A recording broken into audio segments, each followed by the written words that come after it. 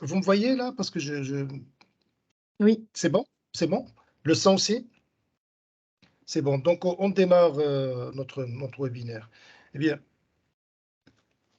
bonjour, bonjour à vous toutes et à tous pour vous joindre à nous pour ce nouveau webinaire, ce troisième webinaire au titre de l'année 2023, qui est organisé par le marché des entreprises en partenariat avec Recruity BPI France.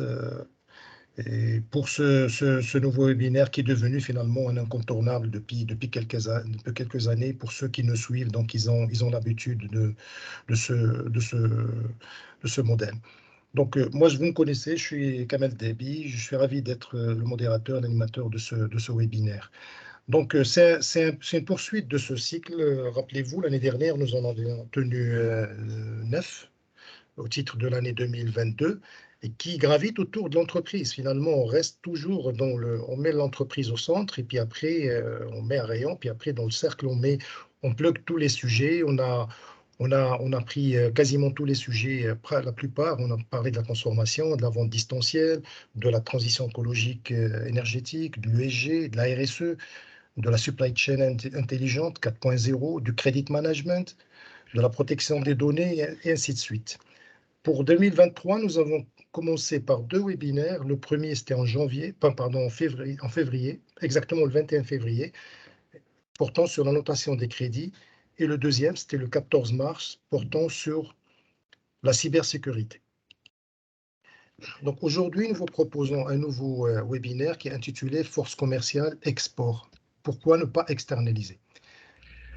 Je vous rappelle que nous sommes toujours dans une zone un peu compliquée pour l'entreprise. Nous l'avons dit et répété, l'entreprise, elle est en mode projet, elle est en ébullition finalement, elle est sur plusieurs projets et compte tenu des contraintes. Et nous sommes aussi dans une période assez compliquée que nous vivons tous avec cette inflation qui pèse, avec cette hausse des taux directeurs qui sont non sans incidence, bien sûr, sur nous tous, mais essentiellement aussi pour le milieu de l'entreprise. Mais soyons optimistes, cap sur le futur. Et le futur, c'est que nous, au niveau Maroc, nous avons, au-delà des problématiques, il y a des sujets importants sur l'entrepreneuriat qui sont ouverts en ce moment. L'entrepreneuriat des jeunes à travers Intellar, à travers Força, à travers tous ces l'INDH avant, mais surtout essentiellement un sujet qui a été lancé par le souverain et mené par l'exécutif, c'est la charte d'investissement, la nouvelle charte d'investissement. Je sais que le groupe Tijari Wafa Bank a fait un roadshow, une tournée régionale récemment pour justement expliquer en détail auprès des opérateurs dans plusieurs villes cette charte. Alors, pourquoi ce thème? Pourquoi nous parlons aujourd'hui de l'export? Le Maroc a toujours développé une culture à l'international. Nous avons fait le choix depuis toujours d'être sur l'international et être notamment sur les métiers mondiaux, tels que l'automobile qui est en train de performer, l'aéronautique, le textile et ainsi de suite. Aux côtés, bien sûr, des phosphates qui, portés par les cours, ont réalisé une année exceptionnelle. Les réalisations 2022, pour un chiffre, pardon, c'est 426 milliards de dirhams. C'est pratiquement 30% de plus par rapport à l'année précédente. Mais à côté, nous avons eu un niveau d'importation qui est aussi en hausse de 40% à 738 milliards de dirhams, porté essentiellement par les produits énergétiques, comme vous connaissez. Sur l'export, si nous parlons de l'export, évidemment, on parle des plus gros, les corporates. Je pose la question, quid des PME et des GE qui sont quand même, à travers cette massification, le vrai pouls d'une vitalité à l'export.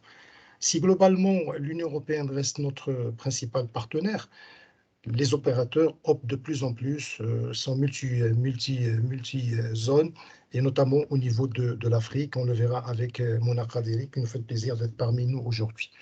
Alors, ce nouveau webinaire aujourd'hui, pour le lancer, c'est une sorte de question finalement. Comment justement ces entreprises s'y prennent-elles au niveau de l'export? Comment adopter son business model pour aller sur l'export et transformer son modèle relationnel Et comment finalement se réinventer? Parce que nous allons écouter les experts qui sont avec nous aujourd'hui. Tout est une question d'innovation et de changement complètement de paradigme. Pourquoi commencer par où commencer pour mettre pied finalement au niveau d'export et asseoir un business model qui soit pérenne et consolidé. Faire des opérations à l'export, on peut faire des opérations, mais le plus important, comme disait une publicité, les performances, c'est celle qui dure. Enfin, moi, PME-GE, je suis en droit de me poser la question, comment externaliser toute ou partie de mes activités à l'export? En principe, ces catégories de PME qui disposent certes de peu de moyens comparés aux corporates, elles ont quand même l'avantage d'être un peu plus smart et plus agiles, et donc elles peuvent rapidement se mettre en ordre de bataille. Comment me faire accompagner dans le cas du groupe Tijari Wafa Bank et quel est le dispositif de la banque? Comment nouer des partenariats et des réseaux solides pour que je puisse percer à l'export? Et comment onboarder les entreprises? Ça, c'est un sujet important. C'est ces fameux primo-exportateurs, parce que nous avons un vivier. Comment onboarder ces PME qui sont chez elles, chez nous au Maroc, un peu partout, et qui ont un business model qui tourne, mais qui restent sur leur zone de confort. Peut-être qu'elles ont un peu peur d'aller sur l'export ou qu'ils ont eu peut-être une aventure et puis que c'est resté dans les esprits finalement. C'est quand même très important de focuser aussi sur ces primo-exportateurs. Et finalement, pour résumer, quel est le profil type d'une entreprise à l'export? Pour en parler, nous avons le plaisir d'avoir parmi nous aujourd'hui deux intervenantes qui nous font la gentillesse d'être parmi nous et partager avec nous leurs expertises. Madame Cécile Bourri, fondatrice et dirigeante de CBCI France, et Mouna Kaderi, directrice du Club Afrique Développement de Tijari Wafa Bank. Pour tenir ce webinaire, donc, nous avons convenu de donner la main aux deux intervenantes pour leur intervention, leur pitch sur 40-45 minutes à peu près pour les interventions. Puis après, on va réserver grosso modo l'équivalent, 40 à 45 minutes pour un débat avec vous qui doit être le plus instructif, qui doit être le plus visible en termes d'échange et avec vous, parce que vous êtes vous, les entreprises, c'est vous qui avez l'expertise et l'expérience, et donc vos questions, vos interventions, vos points de vue sont quand même les bienvenus et alimenteront sans doute le débat et l'échange avec Cécile et Moula. Donc, je passe la parole à Cécile Bourri pour commencer, puis après suivra Mouna Kaderi, et après on passera donc à un échange et un débat avec vous. Donc Cécile Bourri, rebonjour. Bonjour Kamal, bonjour à toutes et à tous, ravi de vous retrouver. Rebonjour, merci Cécile, vous êtes fondatrice dirigeante de CBCI, qui est un cabinet basé à Lille, en France, qui accompagne les entreprises à l'international. Moi, j'ai vu un petit peu sur votre site que c'est quand même plus de 30 ans d'expérience, un réseau dense de plus de 85 pays, donc 85 pays, pardon, et surtout un chiffre supérieur à 100 pour les entreprises accompagnées. Et donc, vous êtes une experte reconnue qui connaissait parfaitement le terrain et le pouls des entreprises. Je réitère mes remerciements et je te cède la parole, Cécile. Merci. Merci beaucoup, Kamal. Alors donc, bonjour à toutes et à tous. Comme le disait dans la présentation, je vais compléter. D'abord, un lien de cœur avec le Maroc, puisque je vous voyais derrière moi les gazelles de l'export, qui étaient mon équipage sur le rallye Aïcha des gazelles du Maroc. Donc, j'ai un lien de cœur avec votre pays. Déjà, c'est ce qui nous lie aujourd'hui. Et puis, deuxièmement, effectivement, comme il a été dit, je vais partager mon écran pour que ça soit facile de regarder ce qu'on va évoquer ensemble. Et je vous propose donc, est-ce que vous voyez bien mon écran indiqué force commerciale export, pourquoi ne pas externaliser? On voit. Très bien. Parfait. Merci.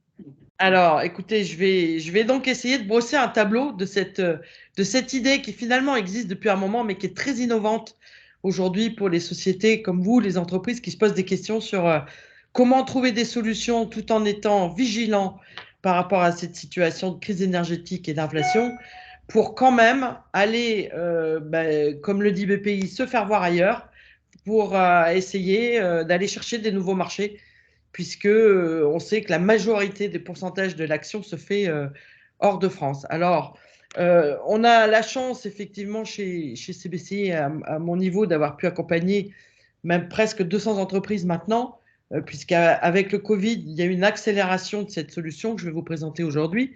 Et voilà, du coup, l'externalisation dans son ensemble, j'aimerais bien faire participer tout de suite un peu la salle, parce que l'externalisation, on peut externaliser des ressources humaines, une comptabilité. Est-ce qu'on pense à externaliser parfois son développement export? Est-ce que dans le chat, il y aurait déjà un moyen pour la salle de préciser si vous avez déjà recours à une externalisation concernant le développement de vos exportations, concernant le développement commercial et marketing? Alors, je ne sais pas si quelqu'un peut me faire un retour par rapport aux questions dans le chat. Bonjour, n'hésitez pas à alimenter et puis alimenter Voilà, donc Cécile et puis Moula. Oui, l'idée, c'est quand même de regarder aujourd'hui si c'est une solution complètement nouvelle pour vous ou s'il y a déjà un peu d'expertise qui me permettra d'adapter également la présentation en fonction des réponses. Donc, bon, très bien. Si vous mettez oui ou non, précisez si c'est oui, si c'est une gestion externalisée de l'export ou si c'est juste de la comptabilité. Il y a plus de, je Il y a vois un plus peu de plus temps. de noms. Il y a plus Voilà. de noms. Moi, je vois que oui, que des entreprises se sont déjà efforcées à externaliser à Eh ben, l'international. Mais la dominante, c'est quand même un c'est nom. quand même non. D'accord. Très bien. Alors, dans ce cas, je vais partir du principe qu'on a une majorité de non et j'inviterai les gens qui ont dit oui à partager leur expérience lorsqu'on sera dans ce panel d'échange a posteriori. Donc, je reviens sur la présentation et on va essentiellement ici, en une quinzaine de minutes, 20 minutes maximum, on va parler de 3 points essentiels. Comment on va externaliser depuis le Maroc, depuis la France, depuis le pays dans lequel vous vous situez et comment on va comment ça marche, à quoi ça sert, quels sont les avantages et surtout comment on peut garantir des retours sur investissement, du succès. La deuxième partie que je vais vous proposer, donc cette première partie, c'est une partie individuelle, un accompagnement individuel, entreprise par entreprise. La deuxième partie va concerner comment collaborer entre entreprises dans un groupement qui va avoir une bannière unique et donc, du coup, mutualiser l'ensemble des forces, des coûts, et on va regarder ensemble ce que ça peut donner. Et la troisième partie, ce sera, à partir du moment où vous avez déjà bien structuré votre démarche externalisée, en individuel ou en collaboratif, comment est-ce qu'on fait pour aussi aller être localement dans les différents pays dans lesquels on a exporté, on a déjà démarré de l'activité, de pouvoir amplifier en mettant des ressources humaines localement dans ces différents pays.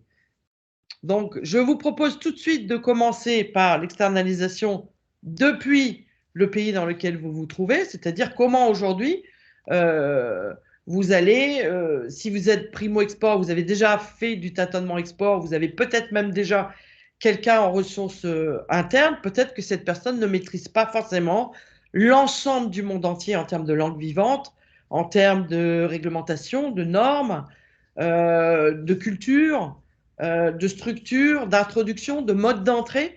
Et du coup, avoir quelqu'un qui va venir vous aider avec son expertise sur les pays pour lesquels vous allez pouvoir vous décider d'avoir une approche plus dynamique, ça vous permettra en tout cas de recourir à ce sujet plutôt que peut-être d'embaucher directement quelqu'un sans savoir si ça va fonctionner. C'est souvent une des clés qui permet de décider d'externaliser. Alors, il y a globalement beaucoup de raisons pour lesquelles on décide d'externaliser. Moi, j'en ai retenu 7. Évidemment, on peut en trouver plus, mais les 7 principales, c'est déjà de se dire, vous avez tout de suite, en professionnalisme, un atout comme une grande entreprise. Quand on est dans une TPE, une PME, on a tendance à se dire, si je dois embaucher quelqu'un à l'export et que je dois prendre un directeur export, ça va me coûter très cher, je ne saurais jamais financer. où j'aurai du mal à financer. Et en plus, ce directeur export ou cette directrice export risque de me demander une équipe pour pouvoir étoffer. Et ça va coûter cher. Donc là, quand vous externalisez, vous allez utiliser du temps partagé de manière à pouvoir payer un petit peu moins que si vous aviez quelqu'un qui est à temps plein. Donc vous avez les mêmes atouts en termes d'expérience et de compétences que si vous aviez une grande entreprise, sauf que vous allez utiliser de manière pas ponctuelle, mais quotidienne quand même, mais avec du temps partagé, une personne qui va pouvoir venir vous aider. La souplesse, c'est le fait de pouvoir le faire sur mesure, selon vos besoins, vos objectifs. On verra dans la slide suivante qu'il y a plusieurs cas dans lesquels on peut dire est-ce que je fais un pays, est-ce que je fais 3 pays, est-ce que je fais 5 pays, est-ce que je vais plutôt avoir des gens qui vont être actifs sur une approche commerciale classique ou est-ce que je vais plutôt m'entourer de gens qui vont aussi travailler sur la partie digitalisation, prospection digitale. Et est-ce que du coup, par rapport à mon besoin et mon marché, je vais pouvoir aller doucement en souplesse et pouvoir mettre le curseur en haut ou en bas en fonction du budget que je veux me donner d'année en année et pouvoir être souple dans l'accompagnement. Enfin, la vitesse, forcément, quand vous avez affaire à des experts, des personnes expérimentées, vous allez avoir une progression plus rapide de l'ensemble des sujets, que ce soit de la structuration, du mode de distribution, de la vente, du choix de partenaires. La transparence, c'est que lorsque on travaille dans une externalisation, un service export externalisé, on va travailler avec une carte de visite dédiée au nom de l'exportateur, comme si on était vos commerciaux, sauf que l'entreprise à qui on s'adresse ne voit pas que c'est quelqu'un d'extérieur, puisque la carte de visite a l'adresse mail dédiée, le téléphone dédié. Enfin, le service est clé en main, parce que vous allez pouvoir bénéficier d'un ensemble de personnes où vous allez utiliser les talents en fonction de votre besoin, quand vous en avez besoin, et sur les sujets qui vont nous lier de la vente au marketing en passant par la stratégie. L'économie, évidemment, comme vous avez la possibilité de travailler en sur-mesure, vous avez des taux inférieurs à un coût salarial classique puisque vous n'êtes pas obligé d'embaucher à temps plein un directeur, un responsable export, une assistante, des communicants, des community managers. Vous allez pouvoir utiliser un taux de ces personnes tout au long de l'année. Enfin, la sécurité, vous l'avez grâce à la banque qui vous convie aujourd'hui à ce webinaire, qui va pouvoir sécuriser en compagnie de BPI France des modèles qui vous permettront de pouvoir être en sécurité par rapport à vos domaines d'externalisation et d'expertise. Alors, je vais vous donner des exemples précis. Ici, on a dit comment ça fonctionne de manière précise. On parle surtout, quand on parle de développement export, ce que les gens me disent souvent en retour, c'est quand est-ce qu'on fait du chiffre d'affaires, comment on va le faire et combien ça va coûter. Donc, on va déjà avoir à disposition des ressources qui vont permettre de faire ça. Donc, une direction export expérimentée, multilingue, qui permet à la fois de bâtir un plan stratégique, de vous aider à choisir les modes d'entrée, de vous aider à monter des dossiers pour financer votre développement. Vous aurez des gens qui vont agir dans le business développement pour prospecter, des attachés commerciaux qui seront plutôt à traiter la demande entrante pour pouvoir la convertir en vente. Et puis après, il faut des assistants, à la fois pour faire du suivi, pour faire de la relance, pour établir les documents, pour pouvoir faire les suivis et les exportations jusqu'au bout. Et tout ça, au milieu, il faut de la communication. À la fois au départ, avoir des sites Internet avec les bonnes langues vivantes, pouvoir avoir un site qui est bien référencé, communiquer avec la culture du pays que vous visez, et puis le community management qui est quand même un vrai sujet aujourd'hui, l'animation des réseaux sociaux en langues étrangères et qui permet aussi de créer une communauté et de vous rendre encore plus lisible et de vous créer votre notoriété aussi en marque employeur pour pouvoir également travailler vos sujets de prédilection et en tout cas votre capacité d'attirer des talents. L'externalisation partielle, elle se fait pour des gens qui peut-être parfois ont déjà une solution en interne et qui se disent, voilà, finalement, en interne, j'ai quelqu'un qui sait gérer les quelques pays du Maghreb, qui sait gérer peut-être la Méditerranée, mais j'aurais besoin de quelqu'un qui va me gérer peut-être le Benelux ou qui va me gérer d'autres pays d'Afrique. Et du coup, avoir affaire à des experts, mais je serais plus sûre d'aller plus rapidement puisqu'ils sont déjà sur ces marchés. Pour assurer toutes les fonctions, on peut très bien dire demain j'ai besoin que d'un vendeur, ou j'ai besoin que d'un communicant, ou j'ai besoin d'un mix. L'externalisation partielle, ça peut être une raison sectorielle. Vous êtes peut-être dans un domaine d'activité textile ou automobile ou autre dans lequel vous dites j'ai testé, ça fonctionne, j'ai des commerciaux qui fonctionnent bien. Par contre, je sors un nouveau produit, j'aurais besoin de le tester à l'export avant de l'intégrer dans mes équipes. Et du coup, ça peut être une solution de dire ce nouveau projet, je le confie en externalisé pour voir si la sauce va prendre. Et enfin, la raison de temps, la maîtrise des coûts, parce que, comme je vous l'ai dit tout à l'heure, ça coûte entre 1 et 2 et 4 fois moins cher que par rapport à une embauche classique. Alors, les garanties de succès, souvent on me dit, oui, mais pour être sûr que ça fonctionne, qu'est-ce qu'il faut faire et comment on s'assure que ça fonctionne? Le démarrage, le point de démarrage, c'est la vision et c'est l'engagement. Et tout ça passe par le fait de faire quelques analyses qui permettent déjà de faire une photo, un diagnostic qui permet de connaître l'état de vos ressources et des facteurs clés de succès, la revue stratégique qui va permettre aussi de regarder l'historique qui existe dans l'entreprise pour pouvoir extrapoler des recettes prévisionnelles et non pas sortir au hasard un chiffre en disant si je vais à l'export, je veux faire 1 million. L'idée, c'est de regarder comment on va le faire en fonction de l'étude de concurrence, en fonction de l'étude de potentiel, en fonction de l'historique déjà existant. Et du coup, ça peut permettre aussi de pouvoir faire correspondre l'investissement que vous allez mettre en termes de moyens humains, capacités ou autres, avec les recettes prévisionnelles. Enfin, les outils marketing, si on fait un petit diagnostic, ça permet de savoir ce qu'il faut compléter. Et tout ça aboutit dans une stratégie commerciale et marketing claire, avec un plan d'action, une feuille de route qu'on va pouvoir suivre et qui permettra un reporting et une analyse régulière tout au long de l'année, mois par mois, où on analysera ce qui a été fait, on analysera ce qui a bien fonctionné, on analysera les problèmes rencontrés et on pourra donc être force de proposition sur des sujets qui permettront d'avancer. Alors, je vous donne quelques exemples. Souvent, on me demande dans quel cas ça fonctionne et comment ça se passe après. Vous voyez, la première entreprise, là, elle est venue parce qu'elle n'avait aucun moyen, elle ne parlait pas l'anglais, elle ne savait pas du tout comment faire. On lui a doublé son CA export dans ce cas-là.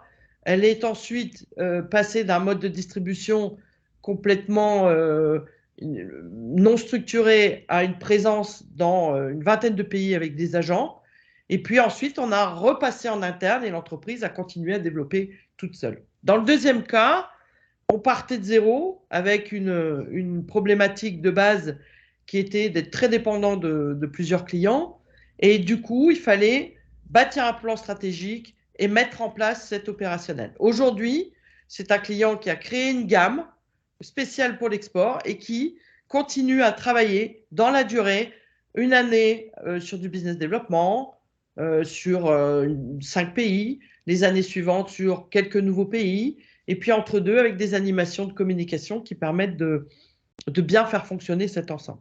Le troisième cas, c'est quelqu'un qu'on a aidé à structurer la démarche interne et à grossir en interne avec une structure dédiée. Donc l'amorçage a fait que la technique utilisée a permis à cette société ensuite de se rendre compte qu'il fallait qu'elle aille sur d'autres terrains, notamment de s'associer avec des plus grands pour pouvoir faire plus de volume de chiffre d'affaires. Donc on l'a aidé pendant un certain nombre d'années, 2 ou 3 ans, et ensuite on l'a aidé à transmettre, à s'associer avec une entreprise un peu plus grande. Donc vous voyez 3 cas.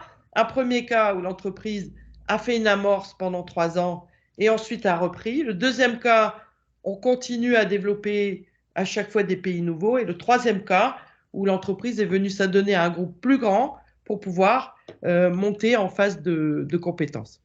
Alors, à votre avis, je vais vous faire encore participer un petit sondage. Souvent, on me dit, finalement, un directeur export, ça coûte assez cher. Avec un salaire chargé, c'est quelqu'un qui peut coûter, en fonction de la cible, un certain prix. si on ajoute une assistante, si on ajoute quelqu'un qui va s'occuper de la communication, un responsable export, on arrive vite à quelques centaines de milliers d'euros. Donc le service export externalisé, quand il fonctionne comme ça, soit en temps partagé, soit spécifiquement sur une zone géographique ou un secteur donné, à votre avis, combien ça coûte? Est-ce qu'on est plutôt entre 15 et 30 000 euros, réponse A? Est-ce qu'on est plutôt entre 30 et 60 000 euros par an, réponse B? Est-ce qu'on est plutôt entre 60 et 90 000, réponse C? Ou est-ce que ça coûte plus de 90 000 euros, réponse D? Est-ce qu'on peut avoir quelques retours par rapport à ce questionnement? Allez-y, ne réfléchissez pas. Mettez ce que vous voyez, vous. Voilà, mettez ce que vous ressentez. Voilà, donc vous voyez, on a effectivement… On a des B, on a des C, on a des A. Donc, mais la dominante, on est en train de voir, la dominante, c'est du qui se dégage, c'est du B. B, entre B et C. D'accord. Alors, j'ai une bonne nouvelle pour vous, il n'y a pas de bonne réponse. Ça peut coûter l'investissement qu'on donne par rapport aux résultats qu'on souhaite. Donc, il y a effectivement une majorité qui se situe entre B et C. On peut aussi aller vers le A, on peut aussi aller vers le D en fonction de l'ampleur de l'accompagnement et on en parlera ensuite. En tout cas, merci de participer. Je vais passer à la deuxième partie qui est le groupement export. Donc là, on va avoir une approche qui est beaucoup plus collaborative. Alors, je mets bien en avant le mot collaboratif, contrairement au mot collectif. Qu'est-ce que c'est qu'un accompagnement collectif? C'est-à-dire, je vais sur un pavillon à l'étranger avec quelques sociétés confrères, on va au salon, on se parle, on revient, chacun fait son export dans son coin. Ça, c'est du collectif. Le collaboratif, ça va être, on crée un groupe, on met une structure et on partage tout. C'est-à-dire qu'on va partager nos expertises, nos expériences, nos fichiers, nos problèmes, nos succès, et on va les mettre à l'intérieur d'un groupement avec un animateur extérieur. Et tout ça va permettre, de renforcer une action commerciale et de diviser les coûts entre les membres. De réduire les coûts de prospection et de promotion, puisque effectivement, on va pouvoir mettre plus de moyens pour promouvoir les produits et les services à l'intérieur de ce groupement.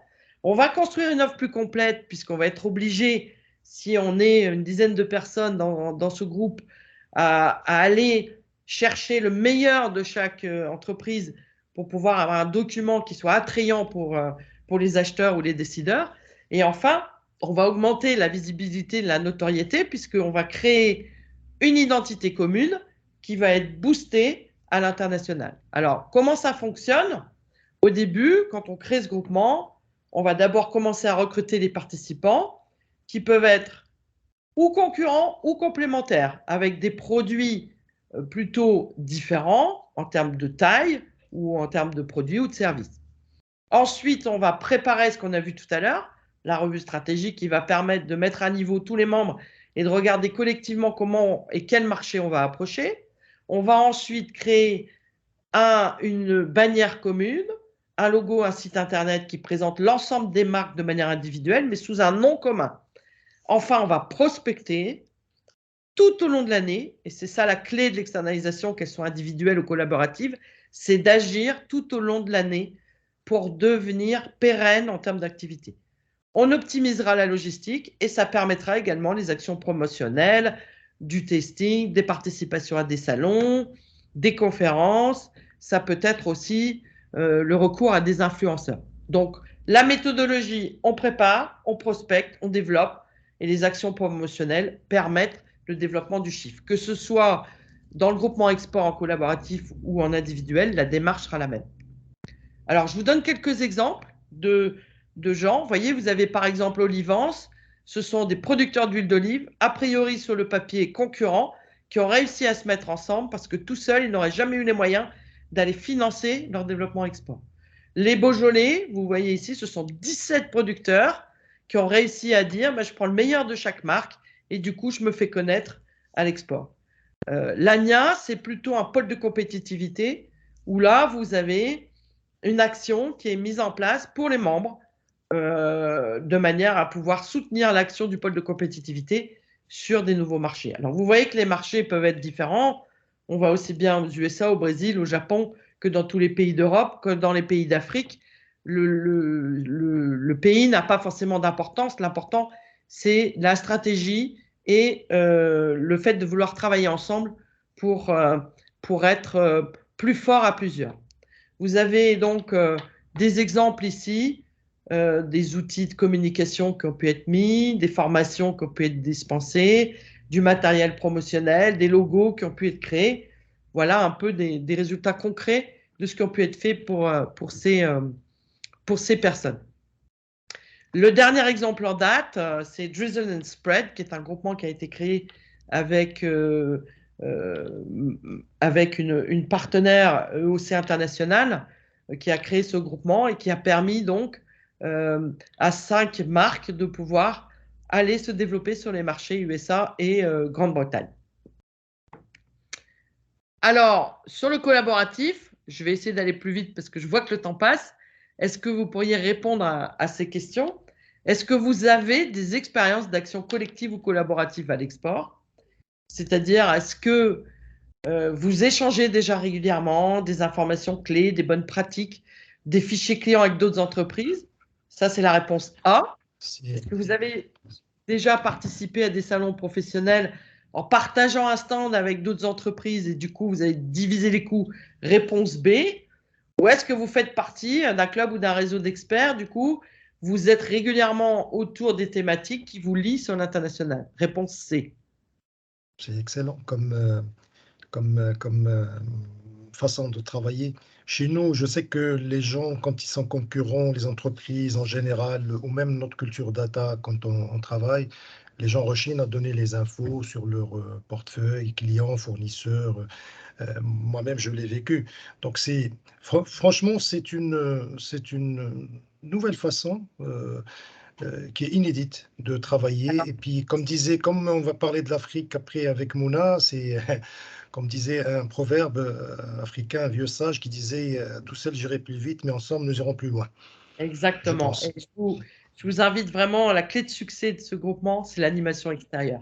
Nous avons créé beaucoup de groupements avec beaucoup de gens qui, sur le papier, sont concurrents et qui pensaient qu'ils ne pourraient jamais s'entendre. Et petit à petit, quand on travaille ensemble, on se rend compte de la puissance du collaboratif. Donc, je vous inviterai pour ça à lire un livre qui s'appelle L'exportation collaborative, se regrouper pour exporter, qui a été écrit par Jean-Christophe Gessler, qui est un universitaire, membre de la Fabrique de l'exportation, et Anne Martel-Raison, membre de EOC International, qui porte le sujet du collaboratif depuis plus de 20 ans.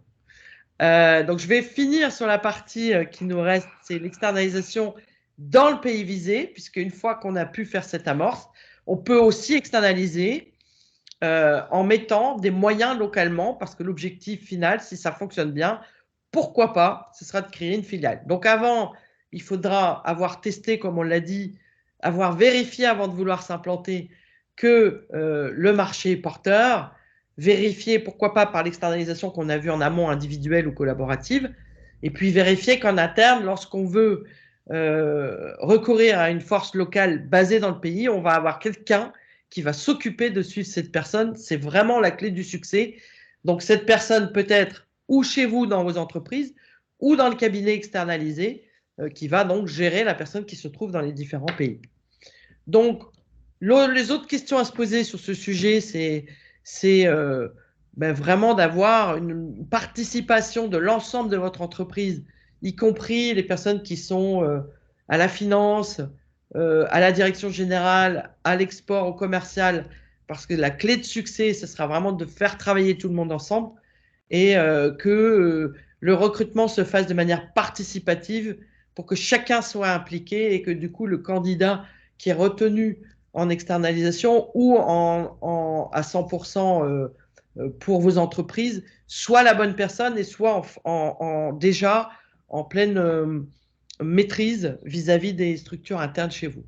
Alors, les enjeux du développement dans les pays, évidemment, c'est encore d'amplifier plus vos ventes, vos marges. C'est de maîtriser, d'affiner la présence sur le marché parce que vous avez un retour au quotidien. C'est d'encadrer vos partenaires. Parfois, on me dit, j'ai mis un distributeur, je n'ai pas besoin. Alors que quand on met quelqu'un pour aider le distributeur, parfois, le distributeur, ça l'aide à faire plus de ventes, à condition, bien sûr, qu'il ait été intégré aussi dans la démarche au départ. Ça permet d'aller voir plus de fournisseurs, ça permet d'encadrer les agents, de faire des visites clients, d'apporter un service localement, et puis surtout de fidéliser et de déployer l'ensemble de tous vos projets et d'être un peu en force de communication et d'être porteur de toute l'innovation, la nouveauté que vous voulez amener à l'international. Les 3 réponses clés sur les solutions RH internationales, c'est que si vous voulez quelqu'un sur place, en ayant un cabinet externalisé local dans le pays, vous allez pouvoir lui donner le recrutement, vous allez pouvoir lui demander de faire la formation, vous allez pouvoir lui demander d'optimiser le statut de la personne que vous allez embaucher. Ce peut être aussi jusqu'à des VIE à temps partagé, ça marche aussi. Et puis surtout, vous allez vous assurer que quelqu'un sur place va pouvoir être garant de l'appui opérationnel.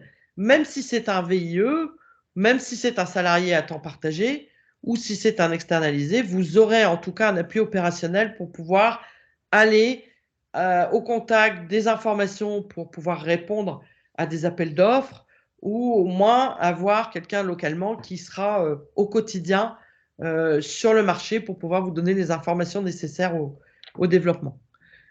Alors, je terminerai là-dessus. Est-ce qu'aujourd'hui, vous estimez que l'externalisation est faite pour vous ou pas? Est-ce qu'elle vous donne envie de le faire depuis la France ou le Maroc ou dans les pays visés? Est-ce que vous envisagez, donc réponse B, d'externaliser? Est-ce que ça vous a donné envie On va voir aujourd'hui? si on a une inversion par rapport à... Allez-y. Est-ce que la réponse B, est-ce que cette solution innovante vous donne envie d'en savoir plus pour envisager d'externaliser une partie ou toute ou partie de votre service export ou de votre internationalisation? Ah, j'ai pas encore de remontée. Bon, alors je vois qu'il y a peut-être quelques questions, en tout cas. Si, Peut-être il y a des B, il y a essentiellement des B. Ben, c'est parfait. Écoutez, avec plaisir. Essentiellement des B. Écoutez, Voilà, j'ai merci. essayé de faire court. Oui, bravo, merci beaucoup, Cécile. Ce fut N'hésitez pas en tout vraiment, cas, à poser des questions. ce fut vraiment très instructif. Merci beaucoup pour tous ces détails. Puis moi, je retiens 2 choses importantes avant de donner la parole à Mona. C'est cette façon collaborative de travailler, d'essayer de trouver des chaînes de valeur, d'essayer de mutualiser des coûts, d'essayer de réfléchir autrement. On peut être concurrent, mais on peut être aussi partenaire, aller à la conquête, comme ce qui s'est passé pour les pays, les dragons asiatiques. Ils ont commencé comme ça.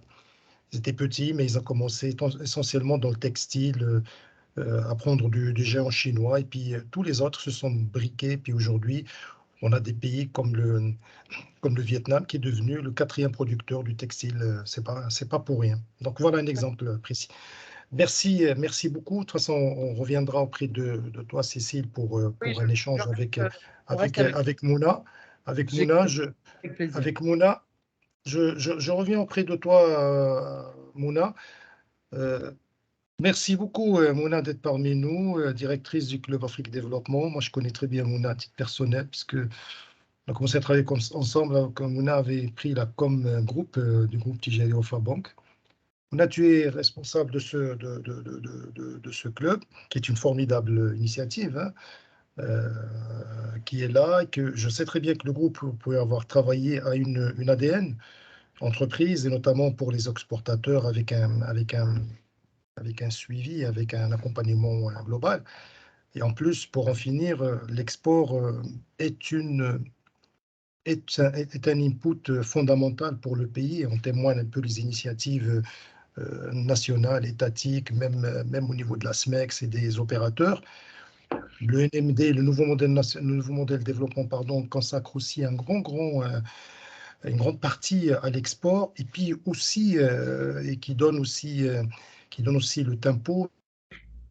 C'est cette charte d'investissement qui va donner l'acte d'entreprendre et qui, on espère, va se transformer et générer des nouveaux exportateurs. Mouna, je te remercie beaucoup. Je te cède la parole. Merci beaucoup, Kamel. Bonjour, Madame Bourri. Bonjour à tous. Je suis très heureuse d'être parmi vous au nom du Club Afrique Développement et de mes collègues qui travaillent un peu derrière la caméra. J'espère que mon intervention sera utile pour les participants. Alors, avant d'entrer dans le vif du sujet, je vais essayer déjà de partager. Comment? Anne-Marlène, ou tu peux partager directement, Mounayak, directement. Oui, oui. Oui, on voit. On voit. C'est bon? C'est bon. Très bon. Très bien. Donc, avant d'entrer dans le vif du sujet, je voudrais juste rappeler quelques éléments importants, quelques fondamentaux relatifs au groupe Attijari Wafa Bank, qui est l'instigateur de cette initiative. Aujourd'hui, le groupe Attijari Wafa Bank est présent dans 26 pays, dont 16 en Afrique, avec des banques à part entière. Et il s'occupe de près de 11 millions de clients en Afrique et en Europe occidentale essentiellement, notamment avec sa filiale Attijari Wafa Bank Europe. Donc c'est juste pour donner un peu une idée de cette institution qui est très engagée et qui investit beaucoup sur le continent et qui aujourd'hui pèse à l'échelle du continent par le total de son bilan. Elle est classée 4e banque parmi les banques des 54 pays du continent. Et donc, son développement a pu faire naître cette initiative qui est le Club Afrique Développement, qui est devenu au fil du temps une plateforme de référence au service d'une Afrique qui avance et au service du développement des opportunités sur le continent. Cette initiative est née en 2010, donc elle a à peu près un peu moins d'une quinzaine d'années. Elle est en même temps récente et en même temps, il y a un track record assez intéressant pour pouvoir tirer un certain nombre de conclusions. C'est devenu un outil très pragmatique pour les entreprises qui en bénéficient, pour qu'elles puissent faire en sorte d'aller chercher leurs opportunités, découvrir des marchés, avoir accès à l'information fiabilisée, etc. On y viendra dans quelques minutes. Et puis, bon, le contexte aujourd'hui de la présentation vient dans un contexte qui impose une adaptation très forte de la part des entreprises, presque à marche forcée, après le Covid, dans le contexte de la guerre en Ukraine, les spirales inflationnistes, et l'intelligence artificielle, etc., fait qu'aujourd'hui, il y a un bouleversement, un bouleversement et puis des paradigmes qui sont sacrément challengés et qui sont aussi brouillés en même temps. Donc, on est dans un contexte que vous connaissez tous, de volatilité importante, d'incertitude, d'ambiguïté et de complexité. C'est là où aujourd'hui, ce genre d'outil peut donner énormément de valeur ajoutée par rapport à l'entreprise qui cherche à s'adapter, à reconfigurer ses chaînes de valeur, ses chaînes d'approvisionnement, aller chercher son opportunité au plus près, parce qu'aujourd'hui, la reconfiguration géopolitique impacte également directement les zones et les ressorts de croissance des entreprises à l'international. Donc, est née cette plateforme, c'est ce que je vais vous raconter un petit peu, de quoi ont bénéficié les participants à cette initiative et qu'est-ce qui permet aujourd'hui, que permet aujourd'hui la plateforme et ses services pour les entreprises qui souhaitent y adhérer. Alors avant tout, sur le principe, il faut absolument comprendre que ce n'est pas une initiative qui a été designée par des ingénieurs ou pour un cabinet conseil et qu'on a posé, qu'on a cherché à calquer. C'est un chemin. C'est un chemin qui a évolué d'année en année en écoutant à chaque fois les participants de ces initiatives, donc les entreprises, et en essayant d'apporter un certain nombre de réponses, d'accompagnement notamment.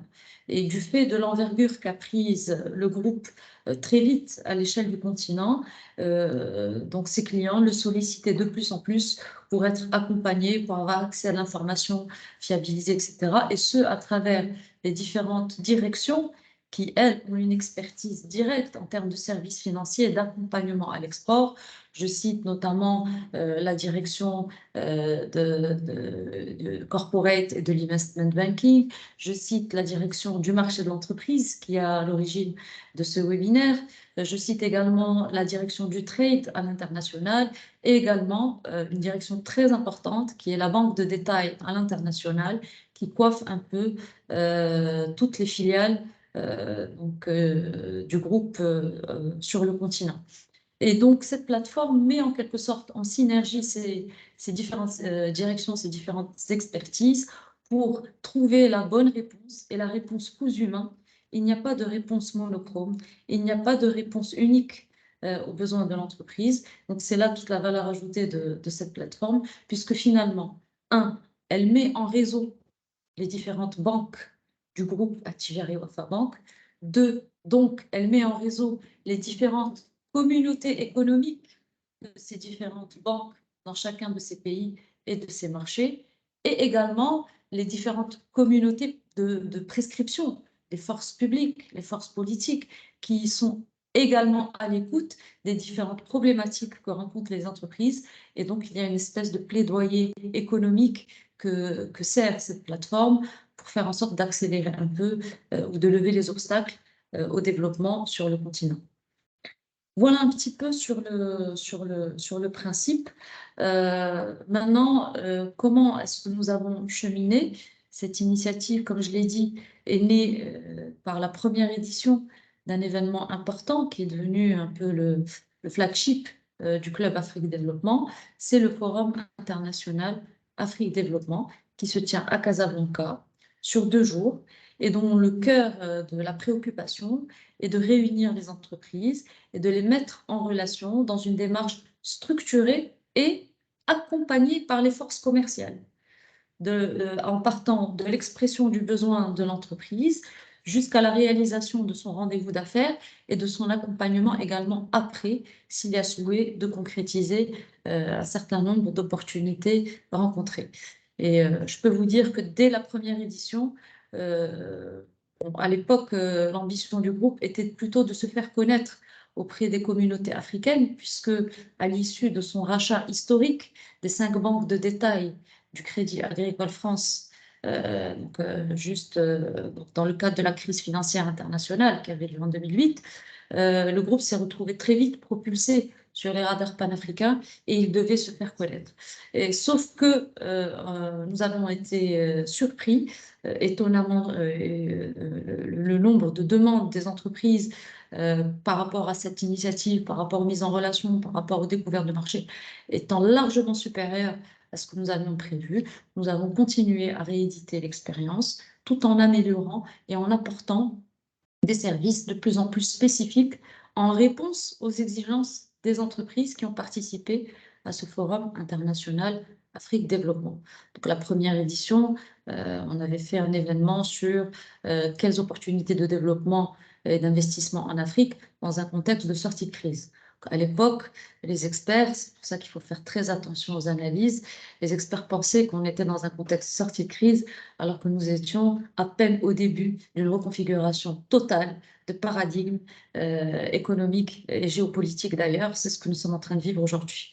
Donc, nous avions réalisé près de 1400 rendez-vous d'affaires structurés. C'est très important de comprendre que derrière, vous, en tant qu'entreprise, si vous faites ce rendez-vous d'affaires, derrière, vous êtes accompagné. Ce n'est pas quelque chose qui est un peu fait de manière sauvage. C'est vraiment accompagné par des experts, des relations bancaires, et donc dans un canal fiabilisé. C'est ce qui a tout de suite, on va dire, attiré l'attention des entreprises qui souhaitaient se développer sur le continent. Et puis voilà, vous voyez un peu le cheminement. En 2012, on a réédité l'expérience. On ne l'a pas fait en 2011 parce que la Côte d'Ivoire traversait une crise importante. On ne pouvait pas faire sans ce pays important. Et puis donc le nombre de participants, de rendez-vous d'affaires structurés et de pays représentés commençait à augmenter. Entre-temps, qu'est-ce qui s'est passé? On a observé le fait que de plus en plus de pays sur le continent partageaient et faisaient la promotion de stratégies économique avec des banques de projets d'investissement audibles à l'échelle de l'investissement et de l'investisseur à l'international. Donc, nous avions jusque-là développé une forme de savoir-faire de mise en relation d'entreprise à entreprise, également à travers la conférence de plaidoyer économique au nom du secteur privé africain qui est investi en Afrique. Et nous avons rajouté un troisième pilier qui est la mise en relation entre les États et les grands investisseurs internationaux s'agissant des grands projets. Donc, je pensais à l'époque à Tunisie 2020, Plan national de développement de la Côte d'Ivoire, Gabon émergent, Sénégal émergent, pour ne citer que ces pays qui apportaient des plans d'action et des banques de projets bankable. Nous avons donc créé le marché de l'investissement. Donc, c'est important de comprendre donc, ces trois piliers qui sont des formes de réponse aux préoccupations et à la volonté de l'entreprise d'être accompagnée pour se développer sur le continent. Et puis, donc, l'évolution est devenue telle qu'à partir de la 4e édition, en fait, entre 2015 et 2016, nous avons décidé, parce que le nombre de demandes d'accompagnement dépassait largement les 2 jours de l'événement et se faisait à travers toutes les directions. Et ce n'est pas réellement le cœur de métier d'un banquier que de se dédier exclusivement à l'accompagnement.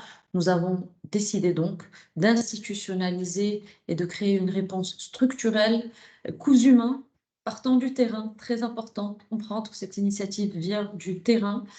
Nous avons décidé de créer le Club Afrique Développement pour fédérer, structurer et apporter de plus en plus de réponses à cette communauté.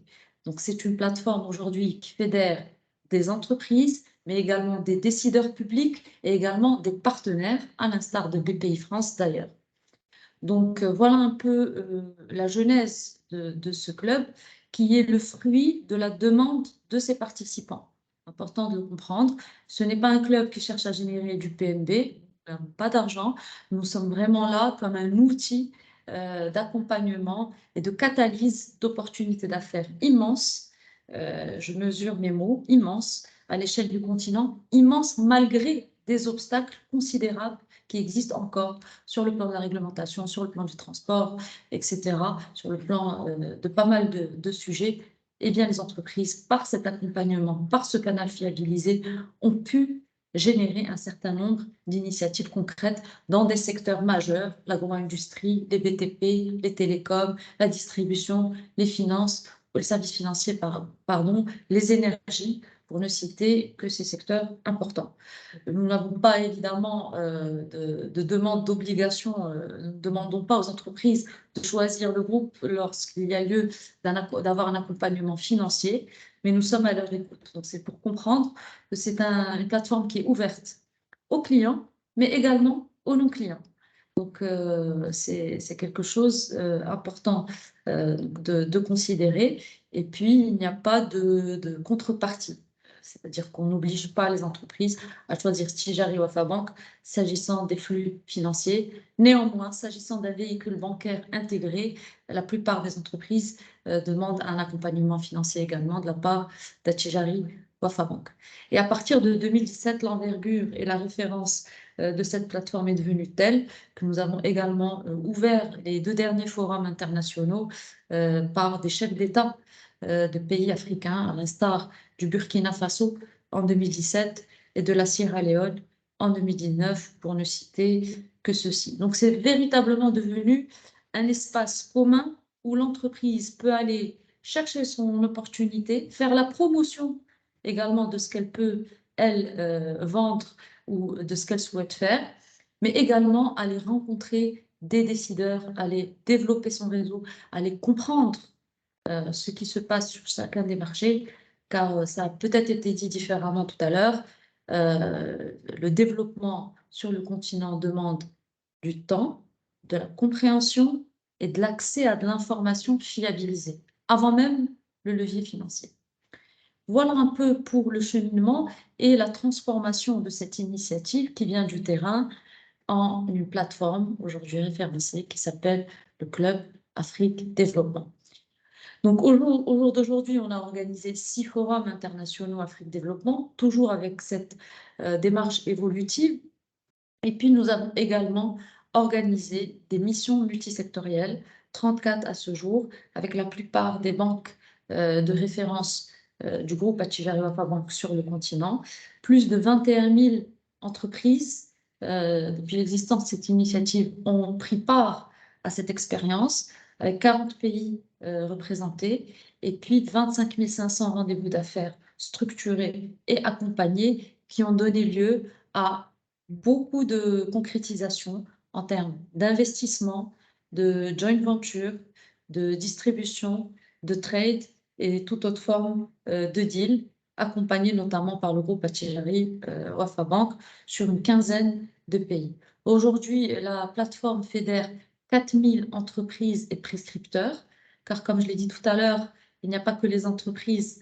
Évidemment, c'est le cœur de cible de cette plateforme, ce sont les entreprises, mais il y a également des décideurs, des leaders d'opinion auxquels ont accès ces entreprises. Ça, c'est 4000 membres directement recensés et qui bénéficient de ces services, sans compter les autres membres des plateformes de référence avec lesquelles nous sommes en partenariat, comme celle de BPI France, ce qu'on verra tout à l'heure. Donc, vraiment, je voudrais insister dans la prise de parole sur le pragmatisme qu'apporte cet outil, en particulier dans un contexte tel que le nôtre, où il va falloir aller chercher des réponses vraiment cousu main. Et ce service-là, cette offre-là, concerne tant les grandes entreprises que les PME et également, si je vais vous étonner, quelques TPE. Donc, nous ne sommes pas dans des cloisonnements également en termes de taille d'entreprise. Au contraire, on fédère, comme vous le savez très bien, les grandes entreprises elles-mêmes fédèrent des écosystèmes de PME et la mise en relation entre ces écosystèmes permet à ces PME d'aller chercher leurs opportunités. Aujourd'hui, il y a deux piliers du Club Afrique Développement. Le plus important, c'est le pilier humain, c'est la gouvernance humaine. Comment est organisé aujourd'hui le Club Afrique Développement au niveau du groupe Attijari Wafa Bank? Donc, comme je l'ai dit, nous sommes une structure qui, on va dire, pilote, qui coordonne et qui met en relation elle-même les différentes forces en interne. Donc, la structure de coordination est basée à Casablanca. Le président du Club Afrique Développement est le président du groupe Attijari Wafa Bank. Et nous filialisons, nous mettons en réseau des antennes locales au niveau de chaque pays et au niveau de chaque marché, notamment le marché Maroc. Et chaque antenne locale dispose d'un relais business identifié qui, lui, a la charge de coordonner avec ses collègues et ses forces commerciales collègues tout le portefeuille de membres du Club Afrique Développement du pays ou du marché donné pour recenser, être à l'écoute de leurs besoins, de leurs demandes, mais également partager un certain nombre d'informations pour aller catalyser leurs opportunités, les accompagner pour exploiter des services aujourd'hui qui existent sur la plateforme du Club Afrique Développement. Donc, on filialise le Club Afrique Développement au niveau de chaque banque et de chaque marché et on met en réseau. C'est important de comprendre qu'en tant que bénéficiaire du Club Afrique Développement, vous avez accès au réseau des banques du groupe Attijari Wafa Bank et vous avez accès à des humains qui vont pouvoir vous donner les réponses les plus précises et les plus cousues main, en plus de l'utilisation de services en ligne qu'on peut trouver par ailleurs un peu partout sur d'autres initiatives. Ça, c'est le premier pilier. Le deuxième pilier, c'est une plateforme en ligne qu'on a également fait évoluer et dans laquelle figure un certain nombre de services pour répondre aux demandes et aux besoins des entreprises pour se développer sur le continent. Il y a 4 piliers dans l'ensemble de ces services-là de la plateforme. La première dimension, c'est, comme je l'ai dit tout à l'heure, l'accès aux informations fiabilisées et actualisées et qualifiées. C'est le nerf de la guerre. J'ai presque envie de dire, c'est un peu plus important que le levier du financement aujourd'hui. Parce que quand on a accès à l'information fiabilisée, on prend la bonne décision et au bon moment. Ce n'est pas à vous, chères entreprises, que je vais vous apprendre ça.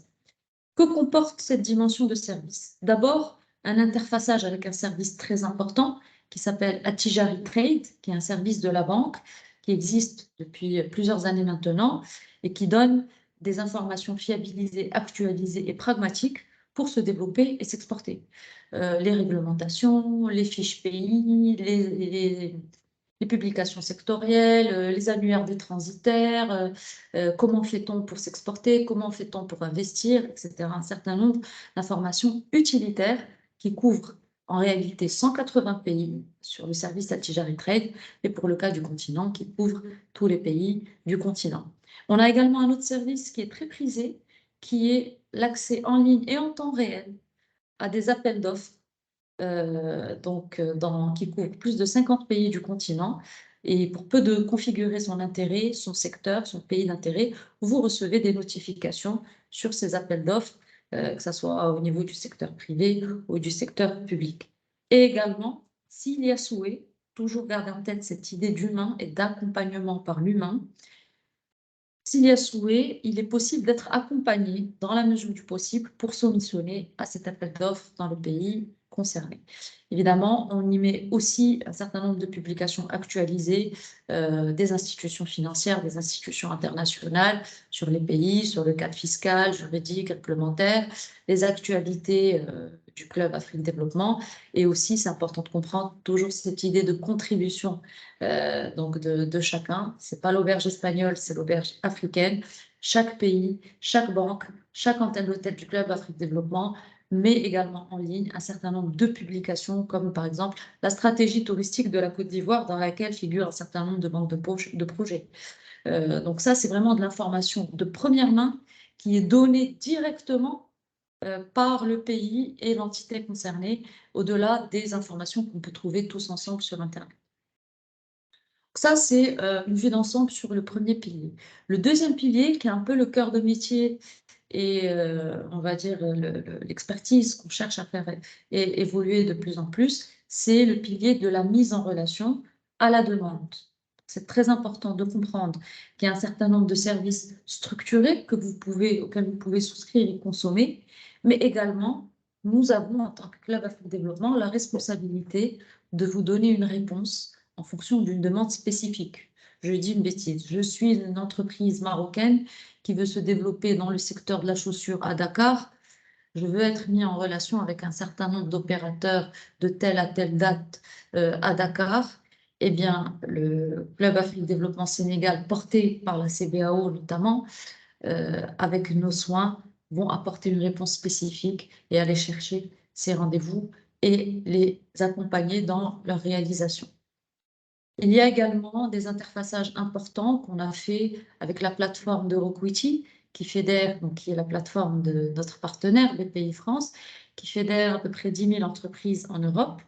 Et on a également opéré un interfaçage similaire avec la plateforme de Banco Santander, immense, qui fédère, elle, donc c'est la plateforme qui s'appelle Santander Trade Club, qui fédère 13 000 entreprises en Europe et en Amérique latine. Donc c'est vous dire également que le membre du Club Afrique Développement dispose, comme ça a été dit tout à l'heure par M. Dabi, d'une ouverture multiforme et également sur plusieurs continents pour pouvoir se développer et faire la promotion de ses propres besoins.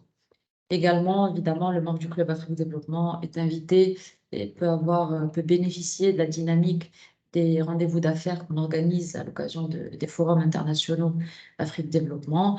Et également, il est possible de participer à des missions multisectorielles. Qu'est-ce qu'une mission multisectorielle?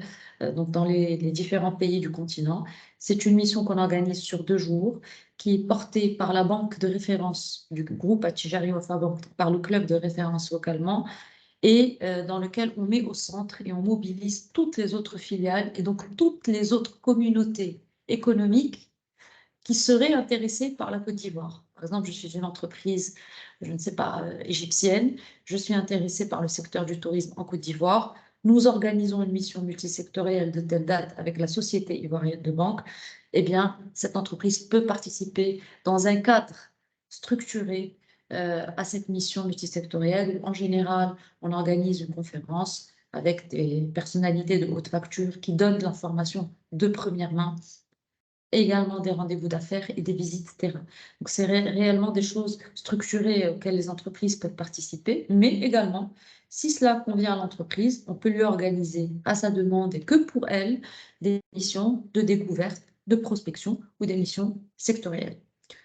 Voilà un peu ce pilier qui est fondamental et qui est encore une fois terrain, rester focus sur le terrain et sur l'humain, utiliser ce qui existe en termes de leviers digitaux, mais vraiment rester concentré sur l'humain. C'est la clé, en tout cas, c'est le bilan qu'on a aujourd'hui, c'est la clé de réussite de pas mal d'initiatives.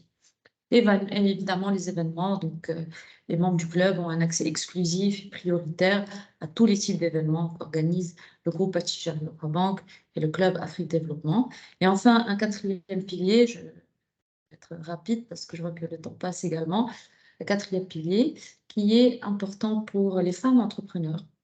On a développé un programme qui s'appelle Stand Up for African Women Entrepreneurs en partenariat avec Dar al-Muqawi, qui est la traduction en arabe, donc la maison de l'entrepreneur au Maroc, et Dar al-Mashari, qui est son équivalent qu'on a développé avec la filiale du groupe Tijari Banque Tunisie, qui s'appelle la maison des projets, si je vais être dans la traduction littérale. Et ces maisons d'entreprise des projets fédèrent un certain nombre de services et d'initiatives pour accompagner les TPE ou les entreprises, les PME notamment, qui souhaitent se développer ou avoir un certain nombre d'informations pour pouvoir améliorer leur business ou alors basculer de l'informel vers le formel. Donc, il y a un certain nombre, il y a une académie en ligne, par exemple, avec des cours gratuits sur un certain nombre de sujets, les business plans, les réseaux de distribution, le packaging, etc. Ce programme est destiné aux femmes entrepreneurs, soit qui dirigent des grandes entreprises, également aux instances associatives des femmes chefs d'entreprise, mais également aux TPE et aux PME qui souhaitent soit améliorer leur réseau, leurs opportunités, soit basculer de l'informel vers le formel. C'est un programme qu'on déploie avec l'ensemble des forces des clubs Afrique Développement locaux, avec les banques du groupe Attijari Wafa Bank, dans lequel il y a un programme de mentorat notamment, des masterclass, en plus de l'accès aux services des maisons de l'entreprise dont je parlais tout à l'heure, et un certain nombre d'initiatives. Voilà, je ne voudrais pas trop monopoliser la parole. Je pense que j'ai fait le tour. Je préfère peut-être vous remercier pour votre attention d'abord, et avant de vous écouter, voir s'il est possible, pour résumer en 2 minutes les services du Club Afrique Développement, s'il est possible de diffuser la vidéo. Si ce n'est pas possible, on pourra mettre le lien sur le chat. Voilà, je vous remercie de votre invitation et de votre attention. Merci beaucoup, Mona. Pour la vidéo, le problème que nous avons, c'est que elle n'est pas, le son ne ressort pas. Donc, c'est ça la problématique. Mais on va passer on peut l'envoyer par le lien au niveau de la, de Chatbox. Là, je vais l'envoyer, je vais la mettre ici. Alors, sur les, merci beaucoup, Cécile et Mona, pour toutes vos interventions qui sont très intéressantes. Et puis, sur un sujet aujourd'hui qui est là et qui se pose avec acuité. Aller à l'export, comment performer, et finalement, comment aider ces champions de demain. C'est le plus important. On ne le sait jamais de le marteler. Aucune entreprise ne est grande, elle le devient. Et peut-être qu'en faisant ces parcours, c'est cette résilience dans un continent qui nous est cher, avec ses problèmes, mais c'est cette résilience que nous cherchons. La question deux questions déjà pour Cécile. Quand vous avez une mission, par exemple, chez une entreprise lambda, quelles sont les difficultés? Est-ce que c'est au niveau du management, du mindset, de l'équipe dirigeante, des moyens, du marché cible? Quand vous avez une cartographie, quels sont les problèmes qui surgissent, qui viennent le plus souvent en tête? Et puis au niveau de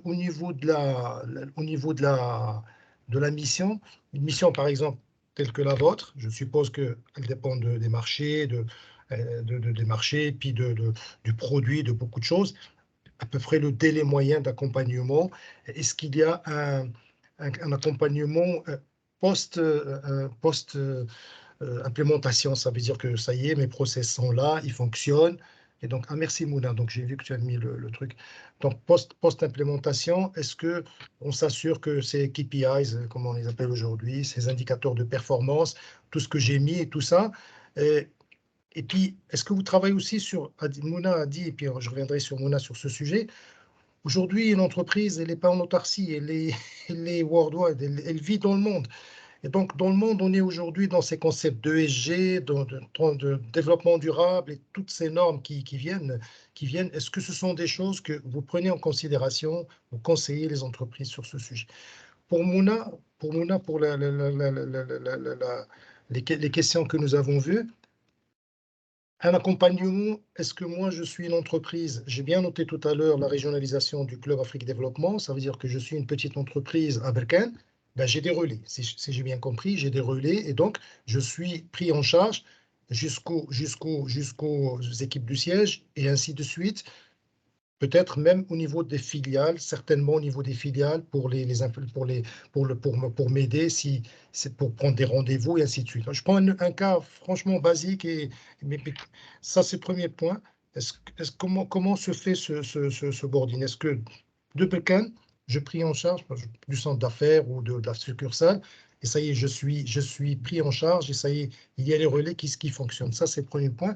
Le deuxième point, c'est finalement, Mona, on connaît les ambitions du pays. Que faut-il pour avoir plus d'exportateurs? Je le disais tout à l'heure sur ces primo-exportateurs qui sont dans leur zone de confort et qui peuvent vraiment avoir cette force de frappe pour aller sur l'export. Et enfin, un dernier sujet, je sais que c'est un sujet qui t'est cher, Mona, c'est sur la ZLECAf. Est-ce que tout ce que nous disons, nous sommes en ligne de mire aujourd'hui sur ce grand chantier africain, Afrikland, qui va propulser finalement ces exportateurs et qui va vraiment nous amener à une autre dimension et sortir de cette notion, Mona, tu vas me comprendre, je l'avais dit quand on faisait l'échange avec toi et Cécile, sur cette notion de producteur marché. Ça veut dire que, comme a dit Cécile tout à l'heure, on a des outils collaboratifs, on peut travailler ensemble. Est-ce qu'on peut imaginer un changement de paradigme? Je suis une entreprise marocaine, je transforme une partie, et l'autre partie, je fais une JV ou quelque chose dans un marché, puis après, ainsi de suite, jusqu'en B2C, jusqu'à arriver au client final. Aujourd'hui, c'est ce qui semble être le cas. Et tu as dit un mot tout à l'heure tu as dit quelque chose sur la promotion de la femme et de l'inclusion et tout ça. Moi, j'ai un exemple précis. J'étais dans une formation, c'est une phrase, et puis il y avait une femme qui s'appelait Aïchatou, qui était avec nous, avec la Banque mondiale, et à chaque fois, elle se connectait toujours tardivement, elle avait des difficultés. On s'est aperçu plus tard, elle est de Burkina Faso, que cette femme se cache de son mari et qu'elle va dans un espace service pour louer un petit espace pour être avec nous, pour être formée. Moi, je dis à Aïchatou, bravo. Donc, c'est un hommage à cette femme. Franchement, ça nous avait marqué. Et voilà un exemple où je sais que la promotion en Europe, chez Cécile, c'est un problème qui se pose de moins. Mais je sais que Mona, en Afrique, il y a beaucoup à faire, beaucoup de choses. Je sais que c'est un sujet que tu portes. Voilà les questions. Donc, on commence par toi, Cécile. Parfait, merci beaucoup pour toutes ces questions qui sont hyper pertinentes et très intéressantes. Alors, je vais reprendre dans l'ordre. J'ai identifié essentiellement 3 questions. Les difficultés qu'on peut rencontrer et comment ça se passe, les délais moyens et l'accompagnement post-mission. Donc, sur ces sujets, les difficultés qu'on peut rencontrer en entreprise, que ce soit sur une approche individuelle ou collaborative, ce sont souvent les mêmes et ce sont aussi souvent les mêmes qu'on va rencontrer si l'entreprise veut se développer par elle-même. La base, c'est déjà d'avoir une vision et une attitude d'un dirigeant qui a envie. Si le dirigeant est engagé et qu'il engage ses équipes, ça va bien se passer. Donc, si on s'aperçoit dans le diagnostic que les équipes ou le dirigeant n'est pas engagé, on va travailler l'engagement avant d'engager de manière opérationnelle des choses qui ne seraient pas pertinentes. Parce que si on engage trop vite l'opérationnel et que les équipes ne sont pas prêtes ou ne suivent pas, tout le monde perd son temps et tout le monde perd de l'argent.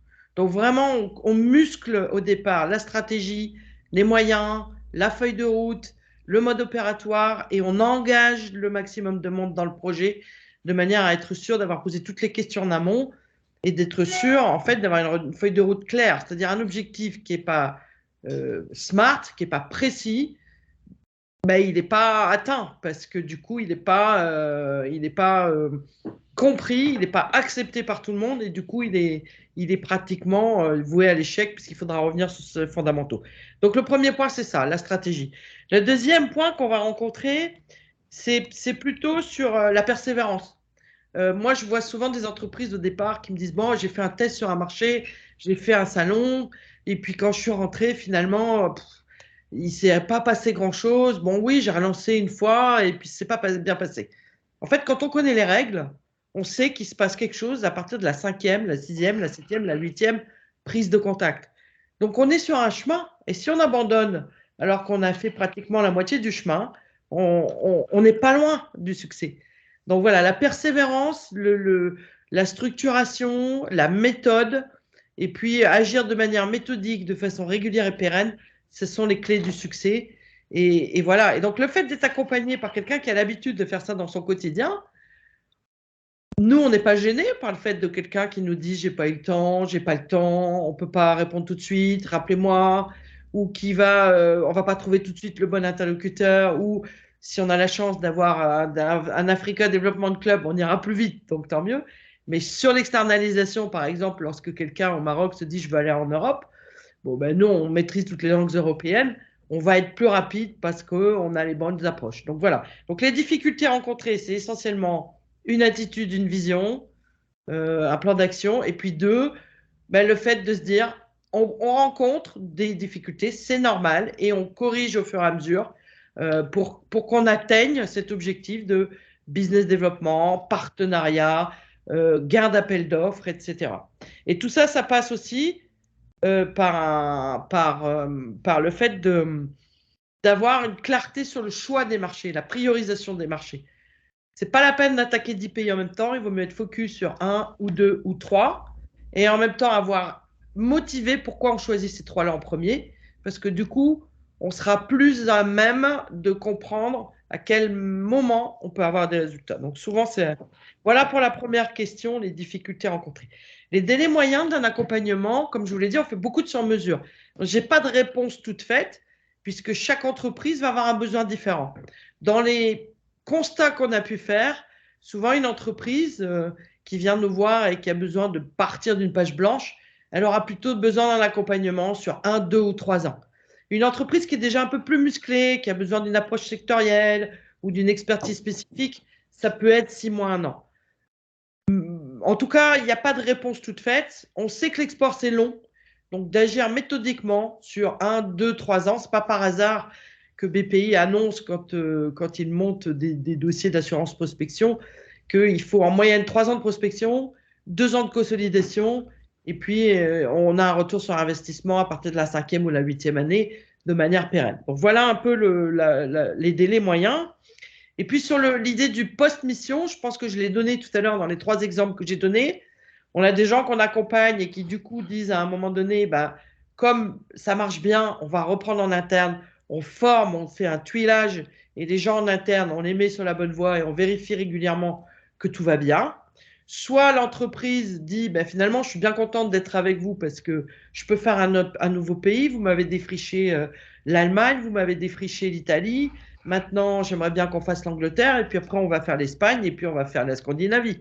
Et puis peu à peu, comme vous connaissez bien et qu'on a l'habitude de travailler ensemble, on va continuer sous cette formule et avec des moyens adaptés. Donc, le troisième exemple, c'est aussi que ça peut continuer. Ou alors qu'effectivement, à un moment donné, on conseille à l'entreprise qu'elle a peut-être besoin soit d'intégrer un grand groupe pour être plus musclé sur son approche, soit elle-même de faire une croissance externe pour pouvoir être un peu plus percutante dans le pays. En tout cas, quoi qu'il arrive, persévérance, action durable et puis surtout beaucoup d'échanges pendant la mission et en post-mission pour s'assurer la culture du résultat qui fait notre force aussi chez les privés, c'est d'avoir cette envie chaque jour d'amener quelque chose de concret aux entrepreneurs qu'on accompagne. Et une autre question qui vient sur le chat, Ben Ahmed. Bonjour, ravi de vous suivre. Question pour Madame Bouri. L'externalisation ne constitue-t-elle pas un frein pour une connaissance directe et pertinente de l'exportateur du marché cible, et notamment les garanties pour sécuriser le paiement, qui est le meilleur encouragement pour établir et pérenniser une stratégie à l'export fiable. Est-ce que oui, le paiement, bien sûr, le paiement, je pense Alors, que... Allez-y, oui, je peux répondre. Il y a plusieurs manières. En fait, l'externalisation, à partir du moment où vous êtes lié par un contrat de prestation, dans lequel vous allez indiquer très clairement tout ce qui va être fait, quels sont les livrables. Il y aura une mesure qui est faite avec un rapport d'activité mensuel. Et quelque part, on a des engagements au début. Si on fait une feuille de route qui est claire, on sait ce qu'on doit atteindre en termes de livrables. Est-ce que c'est un nombre de clients qualifiés? Est-ce que c'est un chiffre d'affaires? Est-ce que c'est la mise en place de distributeurs? Et comme on a su chiffrer ce qu'on va atteindre, on sait chiffrer combien de temps et combien de moyens on doit mettre pour atteindre ces objectifs. Donc, tout est clair au départ. Ce qui fait que le ROI, on le mesure avant de démarrer. On va démarrer cette revue stratégique. Et si il nous faut 50 000 euros pour sortir 500 000 euros de chiffre d'affaires et qu'on a écrit comment on va le faire, ça sera très clair des deux côtés. Du coup, les choses sont fixées par un contrat de prestation entre l'entreprise et le cabinet externalisé. Quand je dis qu'on agit au nom de l'entreprise, c'est la carte de visite qui est dédiée, l'adresse mail qui est dédiée, le téléphone qui est dédié.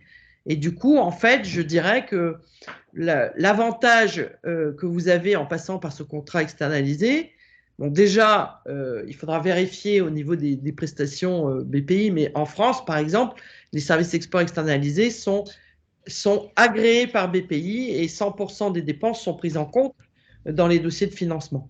Il faudra qu'on vérifie spécifiquement en fonction du pays où vous vous trouvez et du pays où vous voulez aller ce qu'on peut atteindre. Après, sur les délais de paiement, les conditions de paiement, ça fait partie du choix des sélections de marché. Si on sait qu'on va, sur un primo-exportateur, avoir un risque d'aller sur un pays qui est trop sollicité ou qui a déjà des difficultés de paiement, peut-être qu'on va prioriser dans une matrice de sélection de marché un marché peut-être plus petit, mais plus rapidement atteignable. Donc ça, c'est un débat que nous avons dans la première partie, qui est la revue. C'est-à-dire qu'il faut diluer un peu le risque. Et puis, autre question qui vient suite à la question de M. Benhamed, c'est la nature de paiement. Est-ce qu'aujourd'hui, avec ce qui se passe sur ces délais, sur l'inflation, sur tout ça, est-ce que c'est les accréditifs, finalement, les crédits documentaires qui ont pris le pas par rapport aux transferts simples et tout ça, ou les lettres de crédit d'une manière générale? C'est-à-dire que même en Europe, on a plus de lettres de crédit maintenant sur le trade? Alors, sur l'Europe, on n'a pas forcément toujours des lettres de crédit. On a plutôt un choix qui correspond culturellement. C'est plutôt des sécurisations via des assurances crédits, ou ce sont via effectivement des contre-documents ou des crédits documentaires, comme vous l'avez dit, mais c'est surtout par rapport au choix pays. Culturellement, on sait qu'une mentalité méditerranéenne aura moins tendance à payer par avance qu'une mentalité nordique. Donc, on va peut-être aussi choisir les pays en fonction de la capacité à dire oui, parce que faire tout le travail de distribution de prospection pour se voir dire que si on ne fait pas crédit, on ne fait pas d'affaires, et qu'on n'a finalement pas prévu ça en trésorerie ou en risque, il valait mieux pas démarrer. Donc on le sait au départ. Et Très clair. Voilà. C'est vraiment la stratégie de départ qui va déterminer ça. Merci beaucoup, Cécile. Oui, parfaitement. Merci beaucoup. Mouna, je te cède la parole, Mouna. Merci beaucoup. Alors, je vais répondre à la première question pour notre chère entreprise qui est basée à Berkane. Concrètement, comment faire pour qu'elle puisse bénéficier un peu de la dynamique et être onboardée par rapport aux opportunités du Club Afrique Développement? Eh bien, elle a une question, un besoin, une attente. Elle l'exprime à sa relation bancaire et commerciale. Et Berkane, appartenant à la région de l'Oriental, donc fait partie du dispositif du Club Afrique Développement Oriental, qui est présidé par le directeur de la région. Le directeur de la région étant le président de ce Club Afrique Développement, doté d'une gouvernance, d'un plan d'action, d'un relais de coordination business identifié, qui est en général soit le responsable entreprise de la région, en tout cas qui a une autorité et un leadership auprès des différents collègues des différentes forces commerciales, Et donc, la responsabilité de la relation bancaire de cette entreprise de Belken est d'exprimer le besoin ou l'attente de cette entreprise, qui la remonte donc, au niveau du réseau. C'est un système neuronal, hein, c'est comme notre cerveau, qui la remonte, voilà, qui la remonte au niveau du cadre de l'oriental. Nous avons une instance qui se réunit 2 fois par mois pour ce qui est des sujets structurants au niveau du Club Afrique Développement et qui réunit tous les relais business de tous les cadres et qui pose les différents sujets et qui pose les réponses à apporter aux différents sujets et aux différents besoins. Ça, c'est la réponse structurée. Mais il y a aussi la réponse quotidienne, c'est-à-dire qu'il suffit de communiquer le besoin au niveau du Club Afrique Développement pour mobiliser le levier du Club Afrique Développement concerné, du marché concerné ou du secteur concerné et apporter une réponse dans des délais raisonnables. Donc voilà comment un peu se fait l'onboarding. En fait, c'est un onboarding à l'intérieur d'un réseau et de canaux, de corridors déjà installés au niveau du Club Afrique Développement entre différentes entités du groupe et des pays. Ça, c'est pour la première question. Sur la deuxième question, sur comment pousser un peu et catalyser un peu l'effort d'exportation, si j'ai bien compris, c'est ça la question. C'est une question complexe et qui dépend d'abord d'un environnement culturel et d'un historique de chacun des marchés. Nous, on a affaire à des entreprises tunisiennes, par exemple, et des entreprises égyptiennes qui sont très offensives et absolument pushy à chacune des initiatives du Club Afrique Développement. C'est les premières à répondre présent. Elles vont aller chercher, et c'est de très gros opérateurs ou des PME dans plusieurs secteurs. Ils ne rechignent devant aucun obstacle. Ils n'ont pas de problème de prendre des plans de vol un peu parfois compliqués pour atteindre la destination. Par exemple, le Caire Brazzaville, je peux vous assurer que c'est un sacré challenge pour y arriver, sans compter le problème de visa, de dernière minute, d'adaptation. Ils ont une faculté d'adaptation et une volonté, Madame parlait de volonté tout à l'heure, qui est absolument existante, qui figure dans l'ADN de cette force exportatrice. Maintenant, ce n'est pas toujours le cas pour tous les marchés et la maturité, évidemment, n'est pas la même pour tous les secteurs. S'agissant des marchés où on est un peu, faut le dire, dans nos zones de confort historique, je parlerai par exemple du cas du Maroc, qui est naturellement tourné historiquement, en tout cas depuis l'indépendance, tourné vers la France et vers l'Espagne. Et ça reste aujourd'hui, même au sein de l'Union européenne, malgré un accord important au sein de l'Union européenne, ça reste les positions les plus importantes, malgré toute la diversification, l'élargissement de l'Union européenne, etc. La signature des accords de libre-échange avec les États-Unis, l'accord d'Agadir, malgré tout ça, les positions les plus importantes restent la France et l'Espagne. Il y a une diversification qui est constatée, mais elle n'est pas significative et elle pourrait être beaucoup plus conséquente et beaucoup plus importante. Donc, je pense, s'agissant de ce type de marché et de secteur, l'idée est d'être d'abord donner de l'information. Je ne dirais pas être dans de la pédagogie, mais faire vivre de l'expérience en chemin et faire embarquer en chemin une entreprise, puis une autre. C'est ce qu'on est en train de faire aujourd'hui, notamment avec, on organise, bon là je vous donne en avant-première, on organise un lancement officiel du Club Afrique Développement au Togo, avec notre filiale, la BIA Togo. On fait ça fin mai, et on organise une très grosse opération en Mauritanie, une mission multisectorielle en Mauritanie, en juin, avec Attijari Banque Mauritanie, à laquelle déjà les entreprises égyptiennes se sont positionnées. Et là, on essaie justement avec les collègues des différentes régions du Maroc, du marché de l'entreprise, d'aller chercher. Donc là, il y a une identification d'entreprises qui seraient intéressées pour vivre cette expérience. Donc, moi, je pense qu'il n'y a pas de recette miracle. Je pense que ça dépend vraiment de la volonté. Ça a été dit tout à l'heure par Mme Bourri, et c'est vrai. Et puis, cette volonté peut être catalysée par l'exemple, par le vécu et par la valeur ajoutée démontrée par les expériences passées. Et il y en a de plus en plus. C'est peut-être pas encore significatif, mais en tout cas, humblement, au niveau du Club Afrique Développement, on a à notre actif quelques entreprises marocaines dans quelques secteurs, notamment l'industrie, l'agro-industrie. On a une expérience réussie un investissement important en Côte d'Ivoire dans les secteurs de la santé, au Sénégal, en Côte d'Ivoire, dans le secteur de l'énergie, en Mauritanie notamment. Donc, c'est que comme ça, je pense qu'on peut y arriver, mais il faut donner un maximum d'informations, accompagner, faire vivre de l'expérience, rassurer, parce que je pense que la confiance est le déterminant le plus important pour l'exportateur, de se sentir en confiance, et en l'occurrence pour le marché marocain, et notamment, comme vous l'avez dit, avec la charte de l'investissement et un certain nombre d'initiatives que le secteur bancaire privé, notamment, est en train de développer auprès des tissus des entreprises, dont Tijari Offrement, pas que.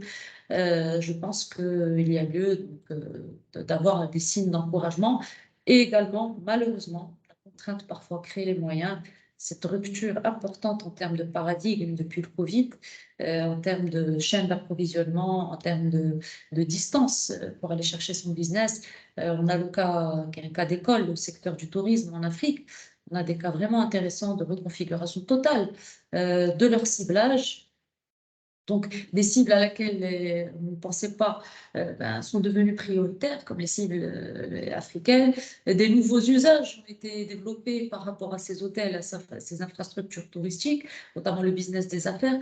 Donc, tout ça, je pense que, paradoxalement, par la contrainte, pousse les entreprises à aller chercher des opportunités différemment et à prendre des risques. De toute façon, celui qui ne bouge pas, il gagne rien. Je vais conclure sur ça pour la deuxième question. Pour la troisième question, s'agissant de la ZLECAf, alors je voudrais juste qu'on considère que sans la ZLECAf, je rappelle, c'est la plus large zone de libre-échange économique au monde, qui est entrée en vigueur en 2021, ratifiée par 54 pays avec des processus réglementaires au niveau de chaque pays dans 44 pays, donc ça va très très vite, même s'il y a évidemment des obstacles encore majeurs, des sujets d'uniformisation d'instruments, des sujets de mise aux normes des sous-régions, etc. On n'est qu'au début, hein, mais et des pays dont le Maroc qui appellent à accélérer son opérationnalisation. Je voudrais qu'on réalise que sans l'existence de cette zone de libre-échange et avec des obstacles, encore une fois, considérables, des obstacles factuels, de réglementation, de transport, de logistique, mais des obstacles également culturels et cultuels, parce qu'on est tous nourris et animés par une vision du monde et des préjugés qui nous empêchent de travailler entre nous. Donc ces murailles-là, sans la ZLECAf, avec l'initiative d'Afrique Développement, depuis une dizaine d'années, on a réussi à les faire baisser. Il suffit de mettre autour d'une table des gens, de leur faire rendre compte, au-delà de leurs différences, que je peux, par exemple, importer de la tomate 5 fois moins cher du Maroc plutôt que de l'Espagne, que je peux, avec une joint venture et un accompagnement, faire telle initiative. On a fait vraiment accompagner en termes de deals plus de 10 000 entreprises qui ont pu concrétiser des deals avec ces obstacles sans la zone de libre-échange continentale. Tout ça juste pour mettre en perspective l'immensité de l'opportunité que représente cette zone de libre-échange continentale. Aujourd'hui, le secrétariat de la ZLECAf est en train de développer des business forums. Là, en ce moment, il y en a un à Cape Town, en Afrique du Sud, pour justement aller à la rencontre du secteur privé, leur présenter les mécanismes, donner l'information, mettre en avant les secteurs prioritaires qui bénéficient de mécanismes d'accompagnement et de soutien financier, notamment avec Afrexim Bank. Je parle des industries automobiles, des industries numériques, des industries de la santé, des industries de l'agro-industrie.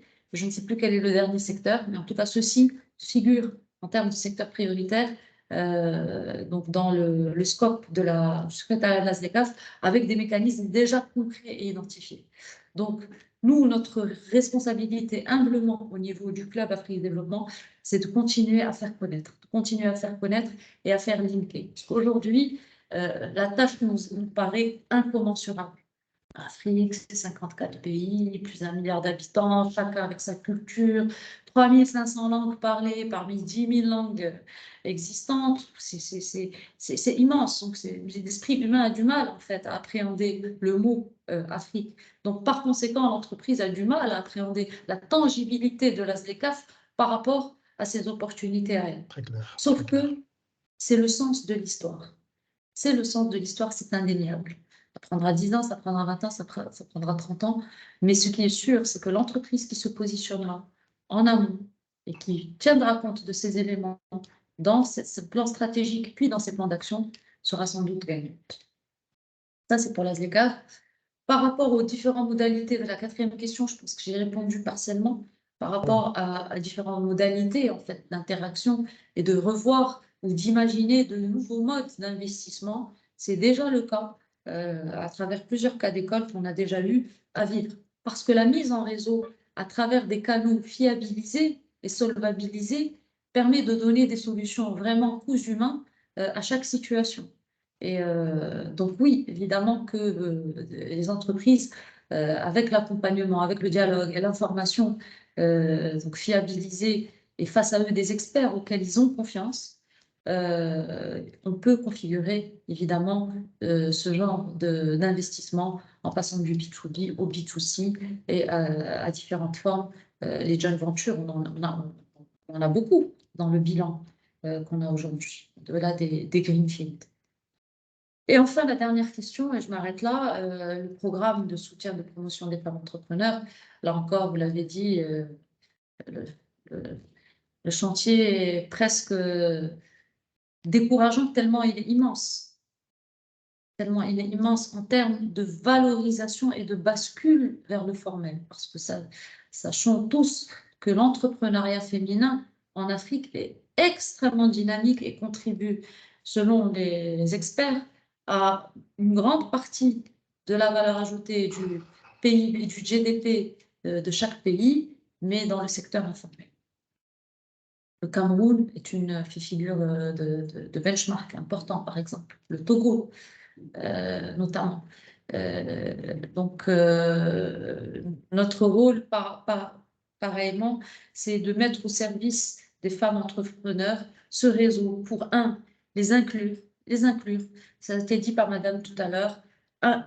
Faire partie d'un réseau, faire partie d'un mouvement, être dans un réseau où on dialogue, on communique, où je peux exprimer mon besoin ou mes difficultés, et à partir de là, donner des réponses. Donc, inclure dans un réseau, ça c'est pour les entreprises structurées, et embarquer celles qui ont envie de basculer vers le formel, ces entreprises informelles, justement en leur donnant accès à ces entreprises qui sont structurées, etc. On a un exemple, et je vais finir par là, très parlant, d'une femme qui vendait de la tchéké dans les rues d'Abidjan. Et avec le Covid et le confinement, etc., elle s'est mise au commerce électronique. Et avec le commerce électronique, elle s'est mise à mieux packager, à mieux vendre, à mieux structurer. Et c'est ainsi qu'on a pu l'intégrer dans le réseau du Club Afrique Développement. Et aujourd'hui, elle s'exporte. Voilà, donc Merci Sufaway, beaucoup. évidemment, c'est un sujet qui me Merci. tient à cœur. Et voilà, je vous Merci remercie beaucoup. de votre attention. Merci beaucoup, Mona et Cécile. Un mot pour conclure, Cécile? Un mot de Oui, alors conclusion? écoutez, déjà un grand merci de m'avoir invité, de m'avoir permis de partager cette expertise. J'ai envie de vous dire, le terrain de l'international, moi je le pratique depuis près de 35 ans maintenant. Je suis toujours une passionnée et partir d'une page blanche pour aider un chef d'entreprise à croire que c'est possible, ben, c'est ce qui m'anime au quotidien. Donc voilà, j'ai envie de dire, j'ai vu tellement d'exemples d'entreprises qui n'y croyaient pas du tout et qui ont réussi que voilà, il suffit déjà de se dire, allez, c'est possible, pourquoi pas moi? Et puis après, bah, les solutions arrivent et la feuille de route se met en place. Merci beaucoup, Cécile. Mona, un mot de conclusion? Écoutez, c'était un honneur de pouvoir partager avec vous cette expérience. Tout ce que j'espère, c'est qu'elle a pu être un petit peu utile pour ceux qui nous ont fait le plaisir de nous écouter. Et on reste à votre écoute. Nous portons des témoignages concrets de réalisation. Comme vous le savez, nous sommes un groupe bancaire pragmatique. C'est pour vous rassurer et pour vous dire que c'est un outil qui émane de vous, hein, de tissu des entreprises. N'hésitez pas à l'utiliser. C'est vraiment un outil, ne serait-ce que pour se familiariser avec les marchés et le continent et poser des questions. On est à votre écoute et on est très heureux de pouvoir vous servir. Merci beaucoup. Merci Mouna, merci Cécile pour vos interventions. Merci à vous de nous avoir suivis pour ce webinaire. Comme on dit en arabe, Washakum Baroka ou Eid Mubarak Saïd d'avance. Donc, meilleurs vœux et bonne fête, Inch'Allah, du coup, la famille. Merci beaucoup et merci à nos chers amis de BPI France, au marché de l'entreprise, de Tijari Wafa Bank, de nous avoir offert cette opportunité pour réaliser ce webinaire. Merci beaucoup. Merci et au revoir. Merci Cécile, merci Mona. Merci, au revoir. Merci à Au tous. revoir. Au revoir.